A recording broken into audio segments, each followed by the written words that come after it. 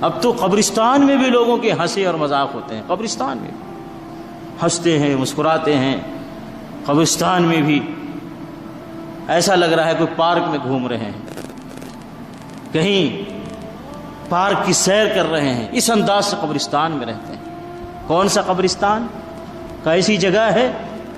صحابہ کہتے ہیں کہ نبی علیہ الصلوۃ والسلام ایک مرتبہ اسی قبرستان جو مدینے میں بقیع جس کو کہتے ہیں، جس کو بعض لوگ ہمارے یہاں کے لوگ جنت البقیع کہتے ہیں، وہ جنت البقیع نہیں ہے میرے بھائی، اس کا نام ہے البقیع الغرقد۔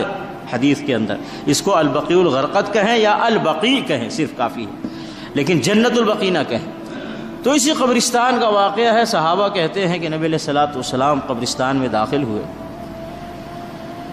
بیٹھے رہے۔ نبی علیہ الصلوۃ والسلام کے دست مبارک میں کچھ لکڑی کا ٹکڑا تھا، تو مٹی کھرچتے رہے تھوڑی دیر تک۔ ہر آدمی جب تھوڑا سوچ اور فکر میں ہوتا ہے تو کچھ نہ کچھ کرتا ہے آدمی، زمین میں یا کہیں۔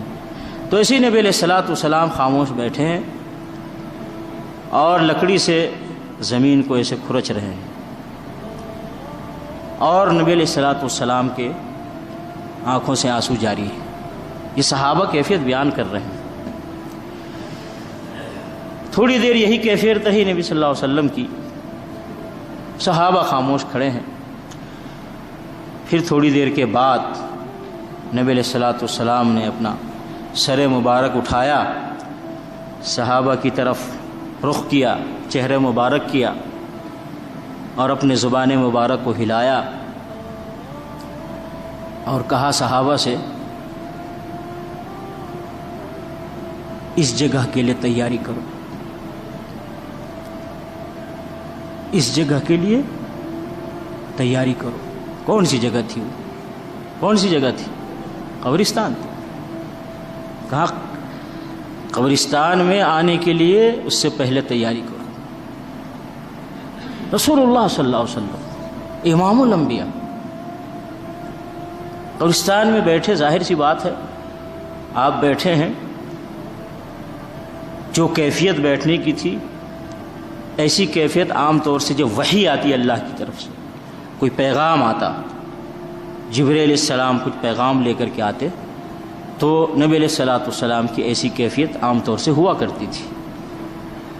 تو صحابہ نے تو دیکھا کہ بیٹھے ہیں، ممکن ہے اسی وقت اللہ کی طرف سے پیغام آیا نبی علیہ الصلوۃ والسلام کے پاس کہ قبرستان میں کیا ہوتا ہے، قبرستان کیسی جگہ ہے، قبرستان میں کے لیے کیا کرنا چاہیے۔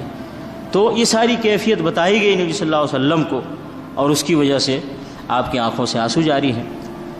اور پھر سر مبارک اٹھا کر کے صحابہ کو تعلیم دی، نصیحت دی، اور کہا اس جگہ کے لیے تیاری کرو۔ تو اب تو قبرستان بھی نصیحت کی جگہ نہیں رہے گی لوگوں کی۔ ایسے قبرستان جو اسلام کے مطابق بنائے گئے ہیں، جیسا کہ ہم سعودی عرب کے اندر قبرستان دیکھ رہے ہیں، جیسا قبرستان ہونا چاہیے، جیسا نبی علیہ الصلوۃ والسلام نے قبرستان کو رکھنے کی تعلیم دی، ویسا ہی قبرستان یہاں ملے گا آپ کو۔ باقی ہمارے یہاں انڈیا پاکستان کے قبرستان کو تو اب اس کو گارڈن بنا دیا گیا ہے، گارڈن۔